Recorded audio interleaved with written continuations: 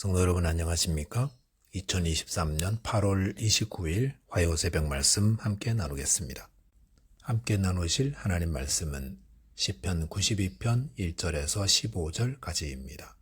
본문은 안식일의 찬송시라는 제목이 붙어 있습니다. 이것은 본문이 안식일에 성전에 모여 예배할 때 부른 찬송이었음을 말하고 있습니다. 본문을 통해서 성도는 하나님을 찬송해야 함과 하나님을 의지하여 복된 인생 되어야 함에 대해서 묵상하겠습니다. 첫째 묵상할 내용은 성도는 하나님을 찬송해야 한다는 것입니다. 본문 1절, 2절, 3절에 보시면 지존자여 시편금과 비파의 수금으로 여호와께 감사하며 주의 이름을 찬양하고 아침마다 주의 인자하심을 알리며 밤마다 주의 성실하심을 베품이 좋으니이다라고 하였습니다. 여기 보시면 여호와 하나님을 지존자라고 부릅니다. 지존자란 가장 높다라는 뜻이며 하나님께서 이 세상 모든 존재들보다 뛰어나고 탁월하신 분임을 강조하는 말입니다. 우리가 하나님께 찬양하는 중요한 이유는 하나님이 지존자이시기 때문입니다. 그리고 시편금과 비파의 수금으로 찬양한다 했습니다. 이것은 하나님을 찬양할 때 여러 악기를 사용하라는 말입니다. 또한 여호와께 감사하며 주의 이름을 찬양하고 라고 했습니다. 하나님께 찬양할 때 감사의 찬양을 불러야 합니다. 아침마다 주의 인자하심을 알리며 밤마다 주의 성실하심을 베풀미 좋으니다라고 했습니다. 이것은 하나님을 찬송하는 것이 아침부터 저녁 늦은 시간까지 하루 종일 찬양해야 함을 말합니다. 그리고 찬양의 내용은 주의 인자하심을 알리며 주의 성실하심을 드러내는 것이 좋다 했습니다. 인자하심이란 히브리어로는 친절하다, 자비롭다라는 의미이고 하나님이 피조물인 인간들에게 베푸시는 은총과 자비입니다. 또한 성실하심이란 견고함입니다. 즉 하나님은 우리와 맺은 약속을 어떤 경우에도 견고하게 지키시는 분임을 드러낸다는 것입니다. 하나님은 가장 높고 존귀하신 분이시면서 인자하시며 성실하신 분입니다. 이 하나님을 찬송하는 것은 마땅한 일입니다. 그래서 시편 89편 1절에 보시면 내가 여호와의 인자하심을 영원히 노래하며 주의 성실하심을 내 입으로 대대에 알게 하리이다라고 하였습니다. 본문 4절에 보시면 여호와여 주께서 행하신 일로 나를 기쁘게 하셨으니 주의 손이 행하신 일로 말미암아 내가 높여 외치리이다라고 하였습니다. 여기 보시면 주께서 행하신 일로 나를 기쁘게 하셨다고 했습니다. 하나님이 우리를 기쁘게 해줄 이유는 아무것도 없습니다. 그런데도 높고 존귀하신 하나님이 우리에게 인자와 성실하심을 베풀어 우리를 기쁘게 해주셨으니 성도는 높여 외친다는 것입니다. 본문 5절에 보시면 여호와여 주께서 행하신 일이 어찌 그리 크신지요 주의 생각이 매우 깊으시니다라고 했습니다. 여기 보시면 주께서 행하신 일을 생각하며 어찌 그리 크신지요 라고 감탄하고 있습니다. 그리고 주의 생각이 매우 깊으십니다라고 하였습니다. 이것은 하나님을 찬양할 때 그것은 아무 생각 없이 하는 것이 아님을 말해줍니다. 찬양은 하나님이 행하신 일을 생각하며 행하는 것입니다. 시편의 찬양들은 하나님의 성품과 행하신 일들을 생각하며 놀라움과 감사와 감격으로 부른 것입니다. 본문 6절에 보시면 어리석은 자는 알지 못하며 무지한 자도 이를 깨닫지 못하나이다라고 하였습니다. 여기 보시면 어리석은 자는 알지 못한다 했습니다. 왜냐하면 어리석은 자란 하나님을 믿지 않는 자이기 때문입니다. 시편 14편 1절에 보시면 어리석은 자는 그 마음에 하나님이 없다 한다고 했습니다.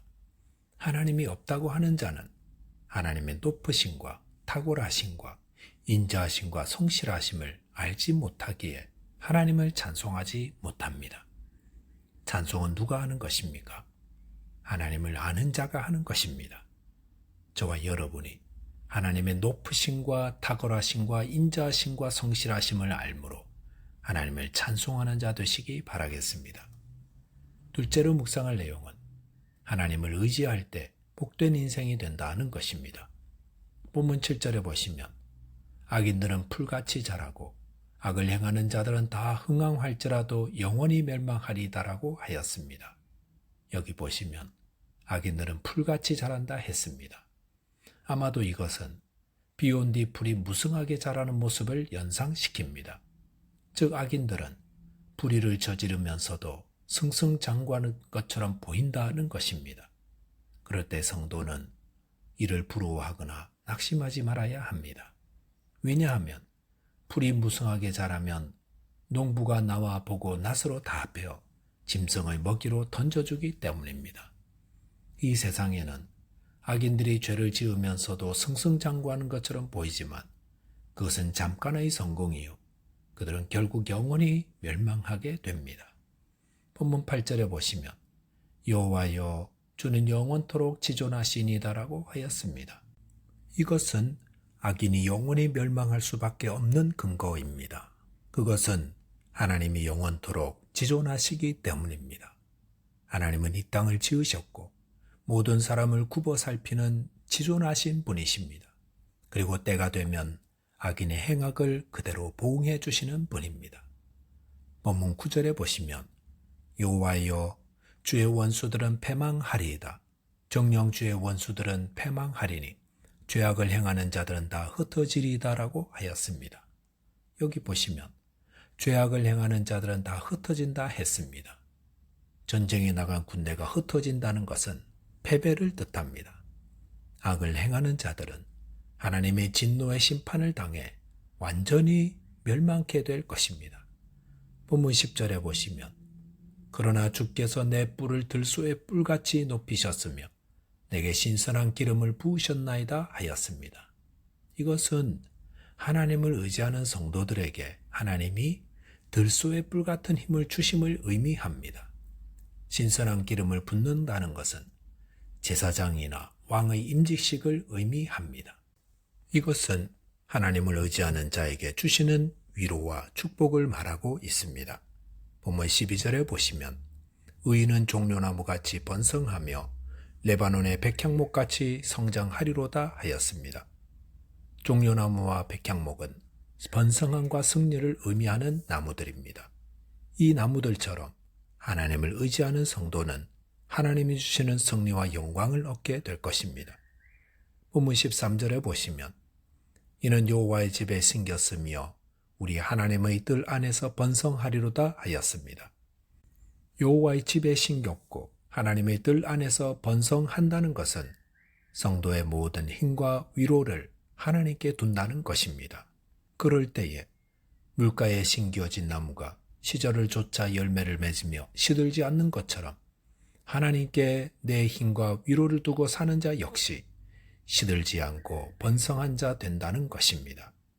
성도는 어디에서 내 힘과 위로를 얻습니까?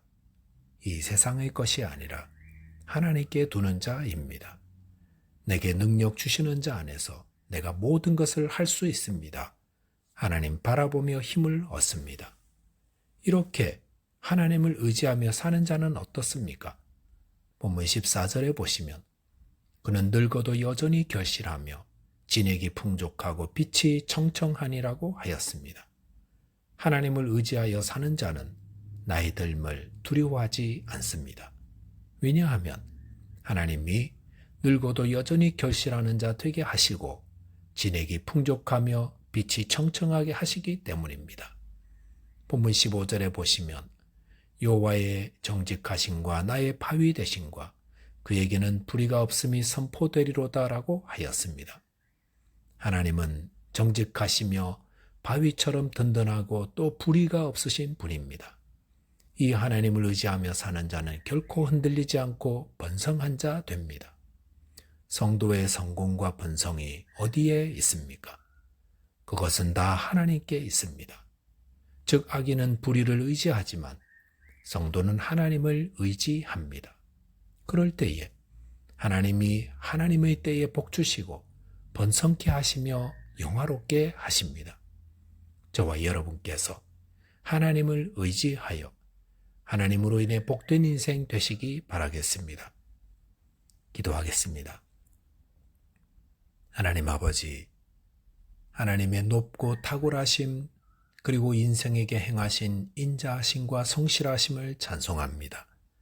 저희로 하나님을 의지하는 자 되도록 믿음을 더하여 주시고 복된 인생 되게 하여 주옵소서. 예수 그리스도 이름으로 기도하옵나이다. 아멘.